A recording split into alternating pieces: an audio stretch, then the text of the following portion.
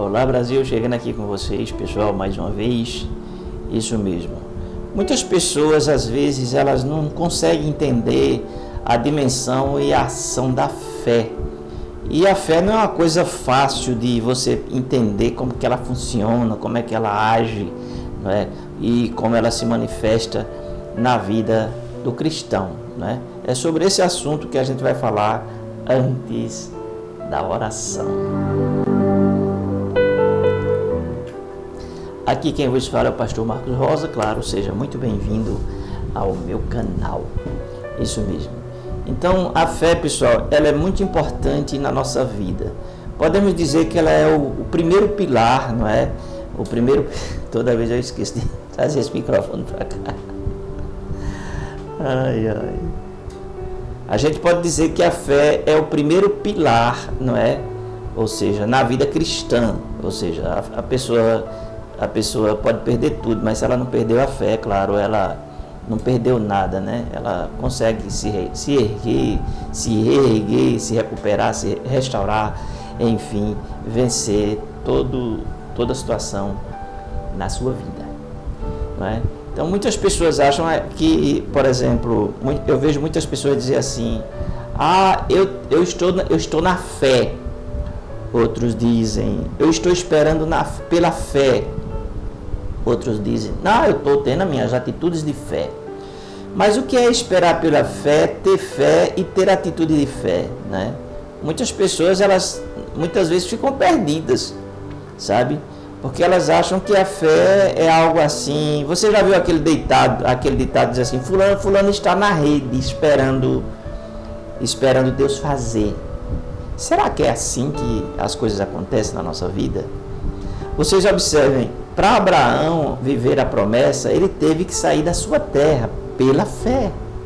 Ou seja, ele teve que ter o quê? Uma ação, uma atitude, né? Ele se movimentou e foi em direção ao projeto, podemos dizer, ao plano, ao propósito de Deus na sua vida. Se Deus tivesse lhe feito promessa, ele tivesse feito no mesmo lugar, claro, Deus não teria realizado o que ele realizou na vida de Abraão. Ele tinha que sair da terra, ele tinha que se mover, tinha que se movimentar, ele tinha que romper nos laços familiares, né, parentesco e tudo mais, e seguir a sua vida, seguir aquilo que Deus havia lhe proposto, que era justamente, né, ir em direção a uma terra que ele não sabia nem onde ficava, mas ele tinha que ir em direção, e Deus ia orientando: vai por aqui, vai por ali, em frente, à direita, à esquerda, enfim. Mas ele tinha que fazer a parte dele. É isso que eu quero dizer para você, entende? Então você tem que fazer a sua parte, claro, para Deus fazer a parte dele. Entende o que eu estou querendo dizer? Como é que você vai entender isso? Por exemplo, a mulher do fluxo de sangue, ela teve que ir a Cristo para ser curada, e ela teve fé, mas ela não ficou em casa ali, né, em cima de uma cama, coisa desse tipo. Ela se esforçou, reagiu, andou e foi e tal, aquela coisa, e chegou aonde Jesus estava. Vamos consolidar essa palavra com a palavra. E digo: eita pessoal, só um minutinho aí, eu me perdi aqui, ok? Eu me perdi. Jesus. Me perdi aqui na palavra. Certo, pessoal? Só um minutinho aí, viu? Eu me perdi aqui na palavra. Eu me perdi. Não é essa palavra mesmo, eu me perdi não, a palavra é essa mesmo. De igual modo, Raabe, a meretriz, não foi também justificada pelas obras, quando recolheu os emissários e os despediu por outro caminho? É uma pergunta. Porque assim como o corpo sem o espírito está morto, assim também as obras, aliás, assim também a fé sem obras, ela é morta. Observe só que a palavra fala aqui de Raabe. Quem foi Raabe? Raabe me parece que foi posteriormente a avó de Davi. Não estou bem certo, ok, pessoal? Aí pode pesquisar aí que você vai saber quem é Raabe. Ela fez parte da genealogia de Cristo. Então, o que acontece? Raabe, ela foi uma mulher que, digamos assim, ajudou, não é? Ajudou o povo de Deus, né? Os espias naquele momento. Parece que foram os espias. Certo, pessoal? Também não estou bem certo, mas ela fez um bem a quem eu não estou bem lembrado, mas ela fez. E aquele bem que ela fez, né, aqueles homens, Deus registrou, entende? E ele teve aquilo como obra, como algo que veio a beneficiar ela e toda a sua família. Porque ela agiu por fé, que ela creu no Deus de Abraão, entende? E foi uma mulher que foi abençoada. Observe que no finalzinho ali do versículo diz, que a fé sem as obras é morta. Muitas pessoas interpretam que obra é você fazer o bem, é você fazer caridade, é você, enfim, é coisa assim desse tipo, né? Que, enfim, é também, mas não é só isso. Obras é tipo assim, é o que eu falei para vocês. Abraão saiu da sua terra debaixo de uma palavra, de um propósito, através da fé. Raabe teve aquela atitude. Isaac, ele para ser abençoado, ele teve que ter atitude. Ele teve que plantar, ele teve que furar poços, ele teve que trabalhar, ele teve que suar, ele teve que fazer toda aquela questão toda para ser abençoado, não é? Jesus, ele teve a sua missão, não é? Ou seja, ele teve a atitude, ele teve aquela missão, aquele propósito, ele teve, enfim, sabe? Ele trouxe o reino de Deus para a humanidade, ele trouxe a salvação para a humanidade, mas ele se sacrificou, entende? Essa era a parte que ele tinha que fazer. Ele tinha que se doar, tinha que se entregar, tinha que dar a sua vida, derramar o seu sangue pela humanidade. Pela fé ele fez aquilo. E nós, pela fé, cremos no que ele fez e somos beneficiários, não é? Daquilo que ele realizou na cruz do Calvário. Certo, pessoal? Concretizando e consumando através da ressurreição dele, ali no terceiro dia. O que acontece?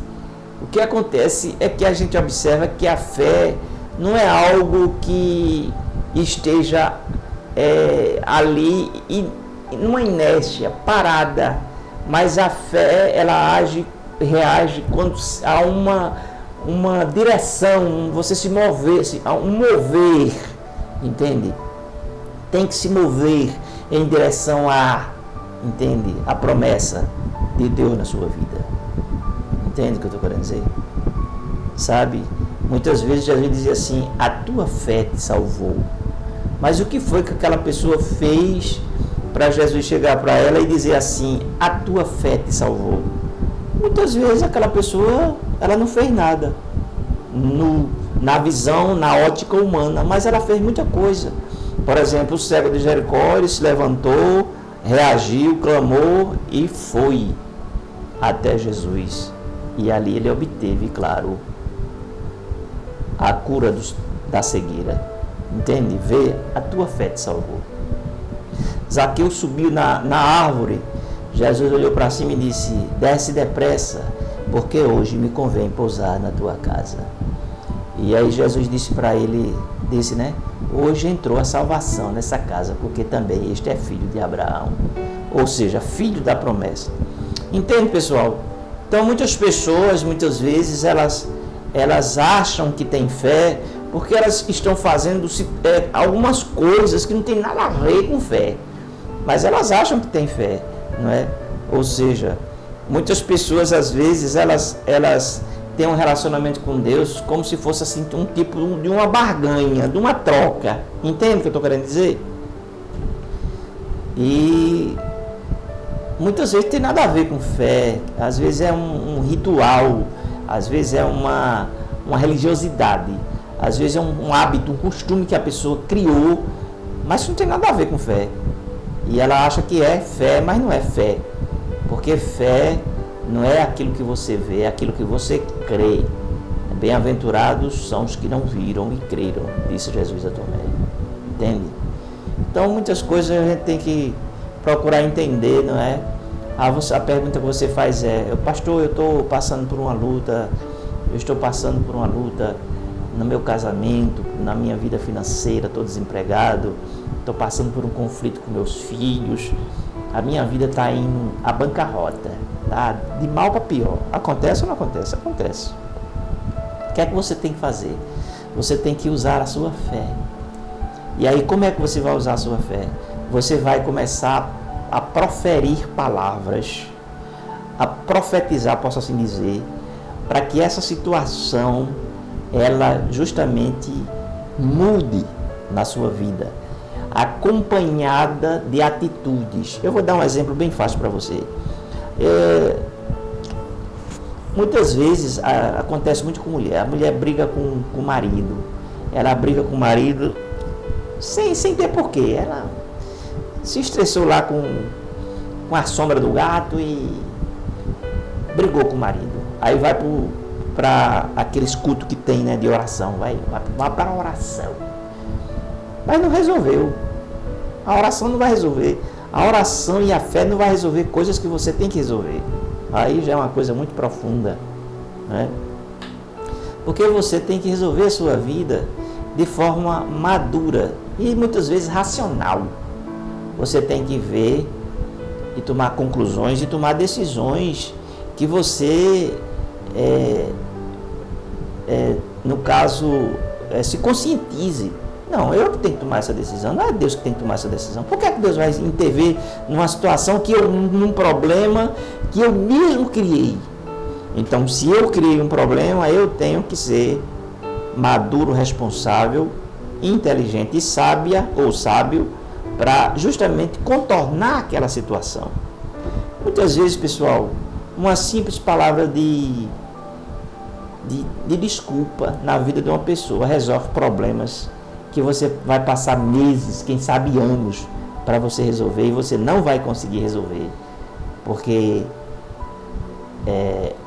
certas palavras tocam o coração das pessoas, entende? E muitas pessoas às vezes sentem dificuldades, aí colocam para Deus resolver aquilo que é para você resolver. Tá certo, pessoal? Não esquecer, se você chegou aqui, de assinar o canal, isso mesmo, e também ativar as notificações. Eu ficaria muito feliz se você fizesse isso, tá certo, pessoal? Vamos voltar à palavra. Cadê a palavra? A palavra está aqui? Aí, está ali, ó. Porque assim como o corpo sem o espírito está morto, assim também a fé sem obras é morta. Tá certo, pessoal? Então vamos fazer o que tem para ser feito e não vamos estar colocando coisas para Deus resolver quando a gente é que tem que resolver. Tá certo, pessoal? Isso se chama maturidade espiritual. Tá bom? Vamos orar. Senhor, em nome de Jesus, meu Deus, nós queremos que o Senhor nos acrescente a fé. Nos dê uma fé, Senhor, sobrenatural, uma fé poderosa para superar, suportar e para termos paciência, Senhor. E dentro dessa fé o Senhor nos dê sabedoria para saber, Senhor, resolver, Senhor, aquilo que nós temos que resolver, meu Deus. Aquilo que nós não podemos, que o Senhor intervenha, resolva por nós. Que assim seja, no nome do Senhor Jesus. Tá bom, pessoal? Vou deixar com vocês aqui o meu livro Superação. Tá vendo aí, ó? Tá bom? Vou deixar o link desse livro aqui embaixo. Vou ficando por aqui. Beijo no coração de vocês. E a gente se vê.